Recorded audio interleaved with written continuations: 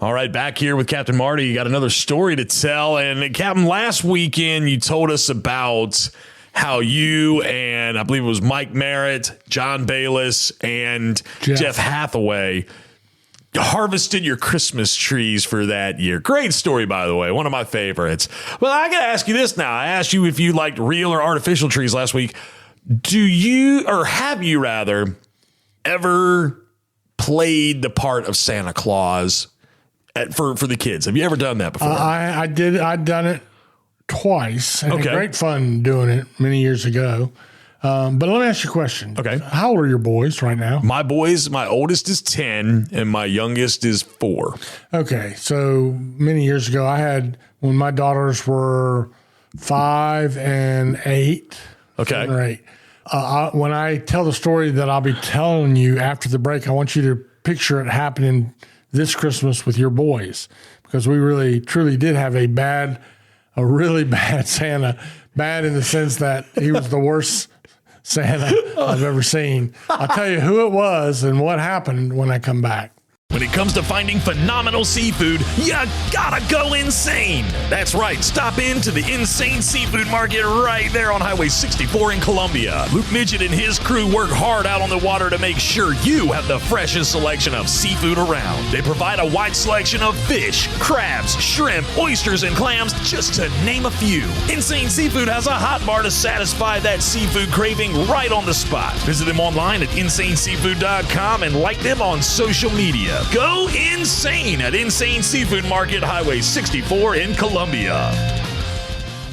Teachers Lair Marina in Hatteras Village is the closest spot on the Outer Banks to the Gulf Stream. Just inside Hatteras Inlet, Teachers Lair is fully loaded with bait, tackle, ice, snacks, and drinks for your fun-filled day out on the water. Want to get rigged up to catch the big one? Lee and the gang in the tackle shop can outfit you to catch whatever is eager to get hooked. To see the marina, the tackle shop, or to book a charter, go online to teacheslair.com. Teachers Lair Marina in Hatteras Village. Your fishing venture awaits. So as you're finding out, nothing better than Christmas with kids that age. Yes. Around the house. They get so excited. I was the middle of 5 and I drove my family crazy. I was so hyper, so anxious. I was miserable to be around, especially those last couple days before Christmas. And my mom was so patient. My dad was so not patient. Yeah, you know? Right. But, man, it was a big deal. And you'll experience that this holiday. But when I was, again, a young man, when my daughters Savannah and Katie were little, and we lived on Meekins Drive in Manio, right in the heart of, well, out of the incorporated area, but right here on Roanoke Island. Mm-hmm. And Christmas Eve rolled around, and that Christmas was special that year because they were just at the perfect age. Right. So in the middle of all that, Christmas Eve comes. As a parent, you got it's like a checklist. All right, have we got the right gifts in the right packages, the right labels? Do we have the carrot and the cookies and the milk for Santa put out? What are we doing for dinner? There's all those things, but as you get into the latter part of the afternoon, most people are kind of tying up loose ends and ready to enjoy both Christmas Eve, maybe a candlelight service or going out to dinner or whatever. Right. So that's how this Christmas was shaping up. So good and so beautiful. And right there about not very far before dark, but still plenty of daylight, I see I mounted to be in a kind of a strange truck pull up in my driveway.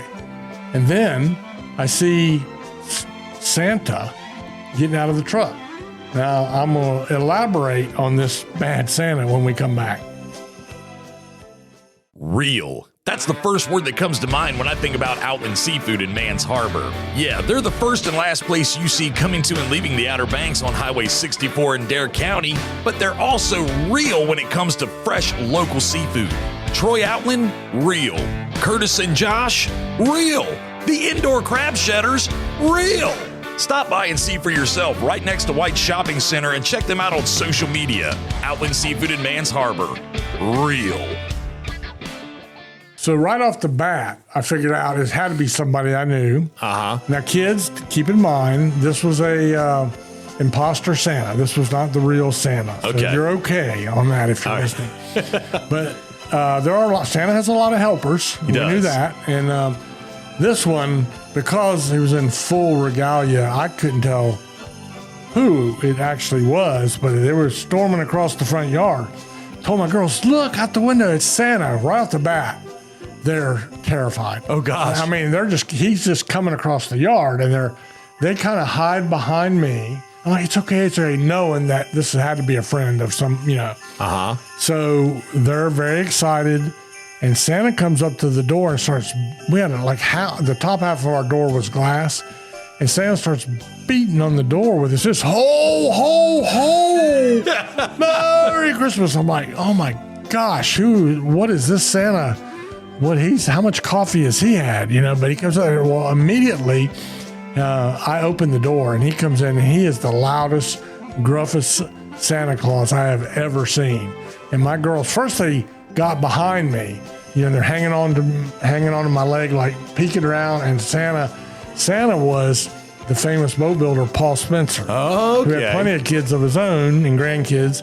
And out of the goodness of his heart, and he has one of the best hearts of anybody I ever met, he was going around to all the captains and mates in the fleet that he could think of and paying them a visit on Christmas Eve. Well, I turned around and looked at both my daughters when he got inside the living room, and their tears were rolling down their face, and both of them ran down the hallway and locked themselves in the bedroom, and they're like, Daddy, make him go away, make him go away. So Paul looks at us, he pulls his beard down, and he's like, what did I do? I said, Paul, is this the first house you've been to? And he says, yeah. I said, you might want to tone it down a little bit because you scared them half to death. So he felt really, really bad about that, but that's not quite the end of the story. So he goes on out the door.